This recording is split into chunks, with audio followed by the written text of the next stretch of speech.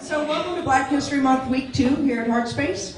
And just a very quick, in case you guys didn't hear me say it last week, and I threw it away after I wrote it, so I'm just going to have to wing it this week.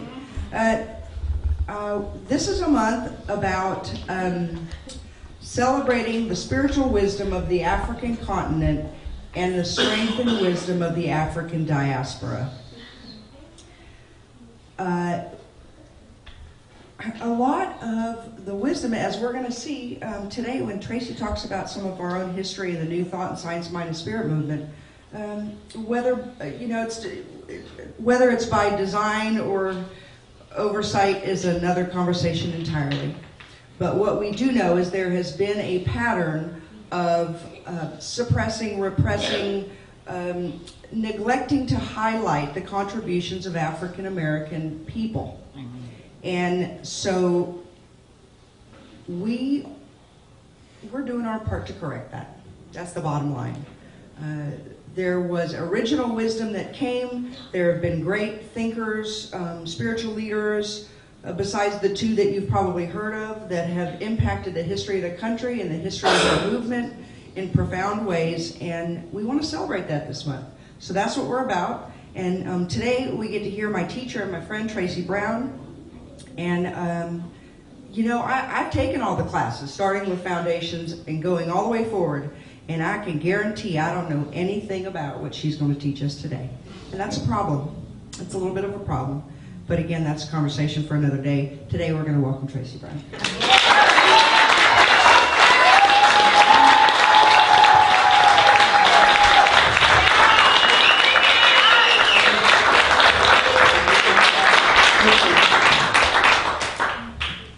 Good morning. Oh my goodness, it feels like family. Yeah.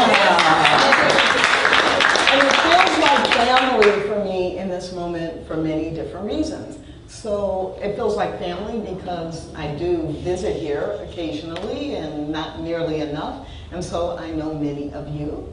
It feels like family because so often in the Dallas-Fort Worth area, we talk about all of the centers for spiritual living being connected and collaborating with one another.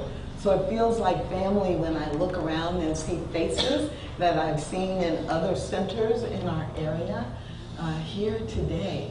And it feels like family because there are two people in the room who I went through practitioner training with and graduated with, and it's like, oh, my peeps. And it feels like family because my Aquarian sister, Michael Vacchio, did the prayer.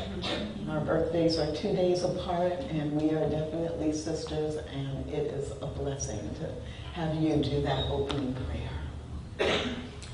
So family is really what today is about. When we talk about the hidden legacy of New Thought, especially in the context of science of mind, then it's really important to recognize that we are all family. And as Chris mentioned, sometimes a part of that family has been ignored or left out, not included, not always intentionally excluded, but not visible. And so one of the things that's been really interesting to me has been, over the last few years, discovering and uncovering little bitty breadcrumbs. So the good thing is I've uncovered and discovered enough breadcrumbs that I can't include them all in the time that we have together. But I do want to highlight a few things and connect them into what it has to do with the legacy for all of us as people who are practicing science of mind and learning more about our own spiritual growth and maturity. So on the next slide, what you'll see are a variety of images. Now, some of those, I hope that you know at least two of the images that are here. I know that there are some of you who should know and do know 5 or 6 of them. So we're going to have a little trivia contest. Now, I only want you to give the name, if you know it, of each of these people, and we're going to go from your left to right. So the woman all the way on the left. Mother Pearl. The guy up at the top. Marcus Garvey. Left. See, I had to give you a giveaway, right? Next to Ernest Holmes. Okay. Above that. I'm hearing whispers. Oh, no, it's not Madam C.J. Walker. Next to... Dr. Dan Morgan. I'm like, we've got some LA connections here. And above Dr. Dan. Below Iyanla. Reverend. Next to Reverend Knight. Above Michael. Above Michael. And over here in the corner. Yes. Okay, so these are all people who have either had an impact on the movement of science of mind and have been engaged in new thought, or they are people who have influence, they've had an impact, or they have been influenced by our teachings. So let me share a few of them with you. When Ernest Holmes said, think of the whole world as your friend, but you must also be a friend of the whole world, what he really was talking about was that it's one thing for us to say, like for instance, we'll say everyone is welcome, but we often say all paths lead to God. And we believe that, but it also requires us to take an action, to be a friend to those who are different from us, to be a friend to those who have a different experience or perspective. And Ernest Holmes himself did that, and you'll see some ways in which he did that in the past. So Marcus Garvey, some of you knew who he was, and some of you were saying, Marcus Garvey was in religious science? I didn't know that. Well, Marcus Garvey was not an official, he was not a minister of science of mind. He was not an official minister within religious science, but much of what he taught came from the transcendentalists and from things that were taught in religious science. In fact, one of the books he quoted a lot was this book, which is difficult for you to see, but it's The Law of Mind by Fenwick Holmes, Ernest Holmes' brother. And he used that a lot, and he referred to Emerson, Ralph Emerson, a lot. And if you've been in Science of Mind any length of time, you know that Ralph Emerson is one of the three, one of the triad that Ernest Holmes refers to as the three people who influenced him the most. And so there was a lot of overlap between Marcus Garvey's teachings and Ernest Holmes' teachings. And in fact, if you know anything about Marcus Garvey, you know that he was exiled from to leave the United States because he was perceived as someone who was creating a major problem because he was teaching this science, he was teaching this philosophy to black people in the United States and encouraging them to self-determine, to be self-determining and to really take charge of their lives. And that, of course, in the 20s, in the early part of the 20th century, in the 20s and the 30s was definitely a threat. And so he was exiled and went back to Jamaica. But he had literally hundreds of thousands of followers in the different aspects of what he was doing. And he owned a number of businesses in New York. So the kinds of things he was teaching, if you were to read the writings of Marcus Garvey today, and you didn't know that it was written by Marcus Garvey, you would be like, oh, why didn't they have this textbook in Foundations? Oh, wait, did I miss the class? Who wrote this? Because so many of the writings are so similar and parallel to what we teach in Science of Mind. So this is an example. This is a very popular Garvey quote. God and nature first made us what we are, And then, out of our own created genius, we make ourselves what we want to be. Follow always that great law. Let the sky and God be our limit, and let eternity be our measurement. Now think back to the 1920s, somebody telling black people this: you can determine who you are, that sky, and the God is your only limit, and you are not bound by or required to follow all of these things that are being said by man. So there's no wonder when we look back with the perspective of today of why he was exiled. And the other Marcus Garvey connection, beside the fact that he did parallel teaching, is that, and he was very much aware of Ernest Holmes and Fenwick Holmes. When he moved to Jamaica, he became one of the people that helped to fund some of the growth of Science of Mind in Jamaica. And so there is a foundation that is connected to the Science of Mind Center, the Center for Spiritual Living in Kingston, Jamaica. And Marcus Garvey is well recognized as connected to that. So he's our brother, even though he's not our founder. Next slide. So I don't think anyone knew who this lovely woman is. Her name is Jean Cobb. And Jean Cobb was a colleague and was working in the Los Angeles area really around the same time as Dr. Ernest Holmes. And I just find it so fascinating that from her legacy today, if you go to what used to be called the Jean Cobb Institute for Religious Studies, it is Jean Cobb, the HeartSpace Spiritual Center. Wow. Yeah, it used to be just called Jean Cobb Center or Jean Cobb. So I went from Jean Cobb Institute for Religious Science to religious living or science to the Jean Cobb Church to now it is Jean Cobb HeartSpace Spiritual Center. And isn't that nice? Isn't that great? There's this thread that just defies. But Jean Cobb was founded her original center and was doing her teaching in the 30s in Los Angeles or in Southern California. And so, again, she and Ernest Holmes were teaching at the same time. She's very strongly recognized as being the first one to found in the Southern California area an interdenominational center for specifically for people of color.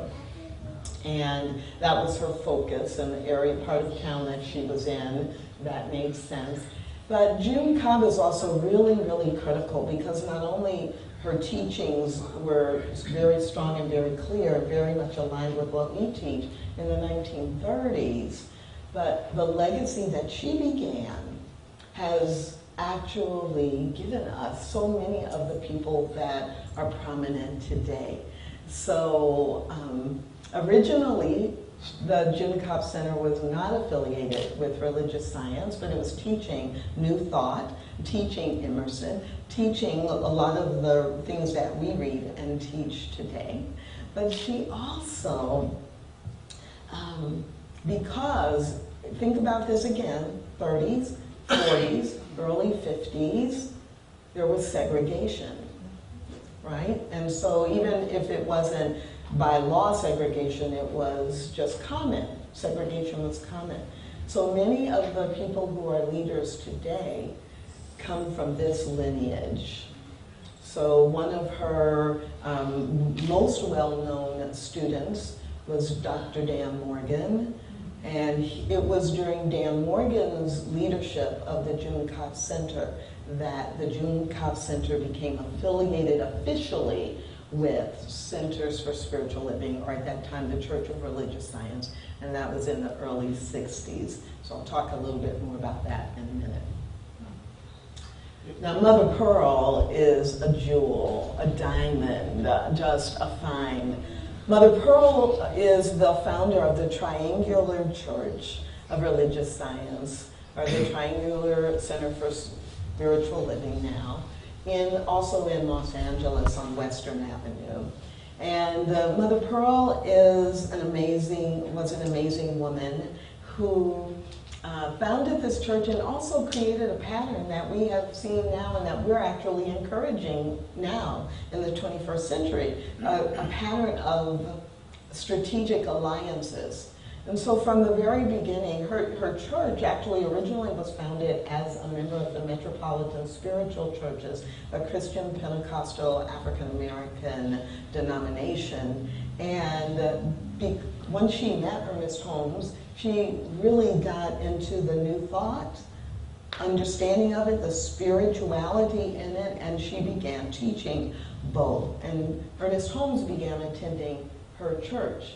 Again, context. Ernest Holmes did lectures on Sunday afternoons. And from the beginning, Ernest Holmes said, I'm not trying to start a church, right? He resisted that for decades. We are not trying to start a church. This is education, religious science. I created this philosophy called Science of Mind, and he spoke on Sunday afternoons. There were many Sunday mornings where he was at church, at Mother Pearl's church. Mother Pearl was his minister, and they were colleagues. Now, what's also so fascinating about this is this quote. So, in the 50s, there was a ceremony that was happening, and they were dedicating or rededicating the church or doing something really important. And he was delivering a talk. And in that talk, he said, if she's your mother, I'm your father. And again, think about this. This is in the 1950s, and she's a black woman. It's a church that's part Pentecostal and part Science of Mind. And this white man, Ernest Holmes, is not excusing any of that, but acknowledging the relationship, and acknowledging that we're teaching the same thing, and being an active participant in what is happening in that particular church at that time. The one more thing about Mother Pearl, the legacy that she founded beside this church at that time, her son-in-law ultimately became the senior minister there. And he also served on the board for the Church of Religious Science. And at this point, it appears that he was the first African American to serve on the board for religious science. And then his son became the senior minister. So the current senior minister at Triangular Church in Los Angeles is the grandson of Mother Pearl. His name is Reverend Gregory Pitts. Paul Williams. Paul Williams is not a minister, but Paul Williams is an architect. So why is he up here? So many of you know that, again, Ernest Holmes never intended originally for this to become a series of churches. And so what happened was, once there was an agreement for there to be churches, there was a push by a number of leaders to build what is now known as Founders Church. It was known then as Founders Church, as the first official church built from the ground up to study religious science and to practice the science of mind. Paul Williams was the architect and the general contractor coordinating the building of Founders Church. If you ever have an opportunity to go to Los Angeles, I really highly recommend that you visit Founders Church, because it is a beautiful, beautiful building. And there is, on the lower level, the history of all of science of mind and religious science from the beginning. There's a wall that you can just see the entire history. So this photograph is just from that period of time. It is Paul Williams with Ernest Holmes, and it says he designs a $3.5 million church center named to designed the Center for the Church of Religious Science, architect Paul Williams. And again, this was in the mid-40s, mid to late 40s. Founders opened in 1949. So, context. All of this is the context, and I'm saying it's the hidden legacy because we believe that all people are one, and we say that. And HeartSpace actually models and demonstrates that. But throughout our movement, we have a long, long legacy that supports us being together beyond any physical limitation or any stories we have made up about what it means to be a particular race, a particular gender, a particular sexual orientation, a particular economic class. And today, because it is Black History Month, I simply get to highlight some of the hidden legacy that relates to African Americans. Ernest Holmes said, we cannot afford to find fault, we cannot afford to hate, we cannot even afford to hold in mind anything against any living soul. And that is our challenge, that is our charter, that is our opportunity in terms of moving forward within the movement. Okay, Reverend Ike. So the first time I had a conversation with someone who was talking about, well, you know about Reverend Ike in Science of Mind, I was like, no. Don't think so. And again, Reverend Ike was not a religious science minister, but Reverend Ike had a very, very strong connection to Science of Mind. And what's really interesting to me is that like about 7 months ago, a friend of mine called me and he said, do you ever listen to Reverend Ike? I was like, yeah. It's like, Reverend Ike is talking about all that stuff I hear you all talking about at CSL on Sunday. And I thought he was this, and I thought he was this shyster, and I thought he was this con man, and all of the history about the scandals, and he was just trying to get people to give him money. And he drove around in Rolls Royces, and who did he think he was? Well, who he thought he was the actual expression of and the demonstration of the power and the presence of spirit, and that prosperity is a divine idea, and it might as well show up in, as, and through him, just like he would say it should show up in, as, and through every one of us. But there is a connection in that the picture in the upper right corner is Robert Bitzer. Robert Bitzer was one of the people who became very attracted to Science of Mind and actually built the first congregation. He came from the East Coast to partner with Ernest Holmes and to actually represent the teaching. And he had been a minister in North or South Carolina, and he had moved to LA and started a church there. Reverend Ike was in school getting his degree in engineering at a university in Southern California, and someone suggested he check out Bitzer. And he got into the movement and into the lessons. And it has been said by a number of people that Reverend Ike would come back to Los Angeles annually and go through Bitzer's series on prosperity. So that would be, he would go to get fed, and then he would go take his entourage and then go back to New York and, teach for another year. So there are a lot of stories about him, not only with Bitzer's church, but also his connection with Science of Mind in New York, his connection with other centers around the country. Unity does not require uniformity, and I believe when Ernest Holmes said this, he knew exactly what he was saying. He was saying that for each one of us, we're different, and we can honor that, and we can love that, and we can be united even though we are different from one another in every way. But I think it also models in just some of the examples I've shown you. I believe that Ernest Holmes would not at all be upset that people can make a connection between Science of Mind and Reverend Ike, or Science of Mind and Marcus Garvey, or Science of Mind and Michael Beckwith, who now is independent, because he Ernest Holmes, totally understood that this philosophy and this teaching is all about how we are all together and how to use the principles and the practices in a way to improve your life.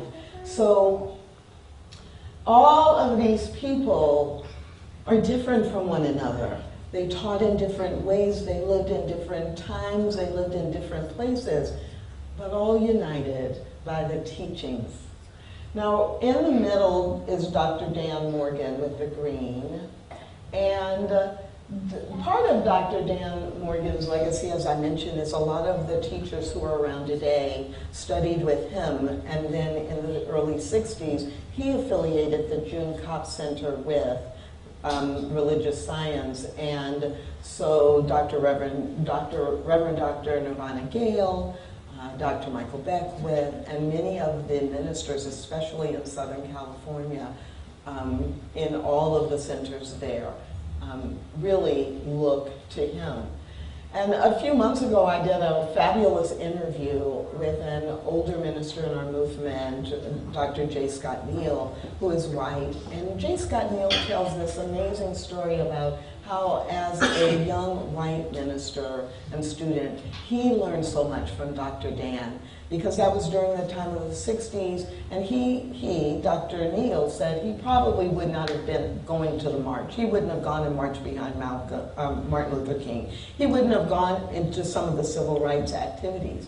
But because he was friends with Dr. Dan and all of the young adults, many of whom are now leaders, they were adamant that our teaching required action. They were adamant that our teaching required engagement in the community. And so the white ministers, yes, and so the white ministers and the white students and the Hispanic students, they all went and participated. It's such a model for us today. If we come this way a little bit on the slide, John Scott is the Reverend John Scott is the current minister in Kingston, Jamaica, and is very active in Centers for Spiritual Living worldwide. Andrea Earl is the minister of Heart and Soul in Oakland, California, and is very active as well and writes in Science of My magazine and other publications. And in the top right corner is Reverend Eloise Oliver, and she is the senior minister at East Bay Church of Religious Science, at East Bay Center for Spiritual Living, also in Oakland. And I just have them there because they're the bridge. They're the folks who've been active for a while. They're some of the folks. I mean, I could have like 25 or 30 pictures up here, but I have them there to represent this movement that is happening now, that each one of us is a part of, as are the three of them. And so not only do we have, on the next slide, not only do we have dozens of African American ministers throughout the movement, we have hundreds of licensed practitioners now who are African American all over the world, including Africa, including Nova Scotia, including the US and Canada. And we have 29 elected leadership positions in Centers for Spiritual Living, and 6 of those positions are held currently by African Americans, and 3 of the vice chairs of the elected councils happen to be African American as well. And so the legacy that was started with Ernest Holmes' example of not being afraid to go to church with Mother Pearl, of choosing the best architect for the job, who happened to be an African American architect. The legacy that he has left is that we are including everyone based on their contributions, and that we make our services and the way that we serve in the world integrated, not because of any law, any human or political law, not because of anyone putting pressure, definitely not to be politically correct, but because we know that what is connecting each one of us in a way that is undeniable and that cannot be changed is the connection of spirit operating in, as, and through us, the connection of love, making us all share this world together. And on the staff in Home Office for Centers for Spiritual Living, 2 of the staff members, and there are about 25 staff members, 2 of them who are in director positions and director roles currently at this moment are African American. And there is a Centers for Spiritual Living Diversity Commission that is not only focused on what is the engagement of African Americans, but is absolutely focused on the engagement of all people so that we can serve all people. So to a certain degree, some of this sounds like, Tracy's like doing the advertising for CSL is a wonderful place to be. But I'm guessing that because those of you who come on a regular basis, you already know that Centers for Spiritual Living is a place that is open, that is welcoming. And our intention is to be home for a wide variety of people. And that legacy has always, always included African Americans.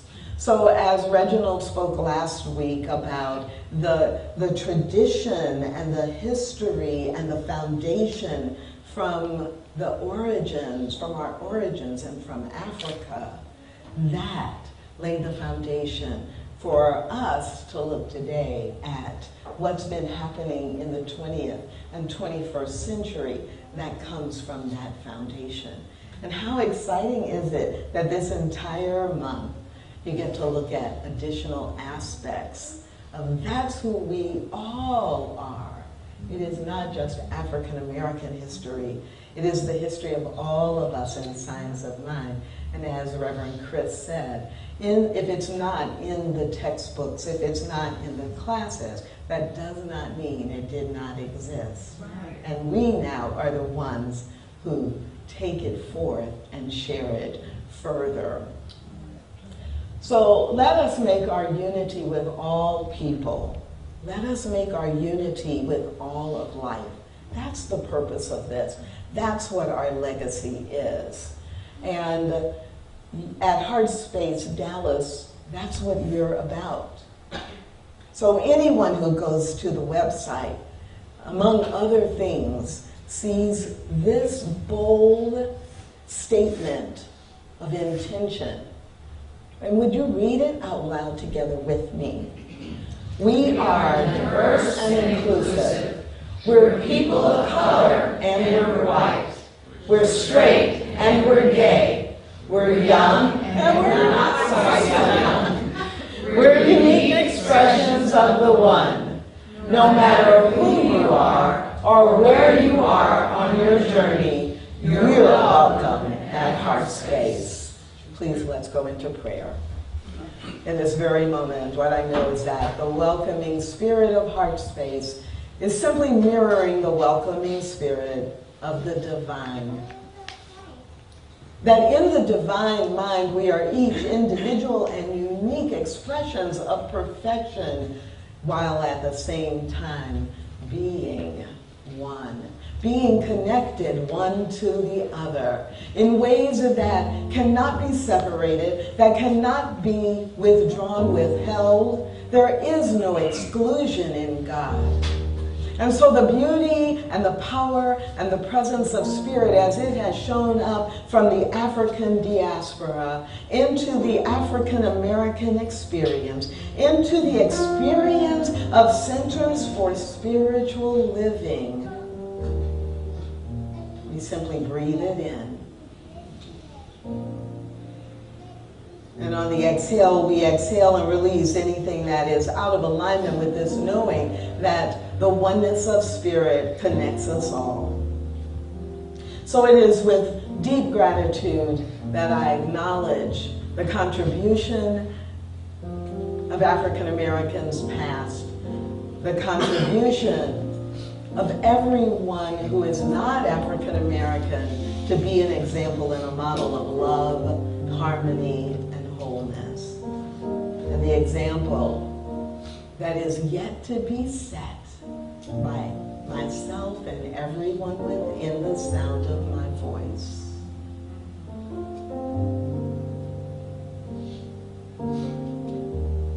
I know that this is the truth.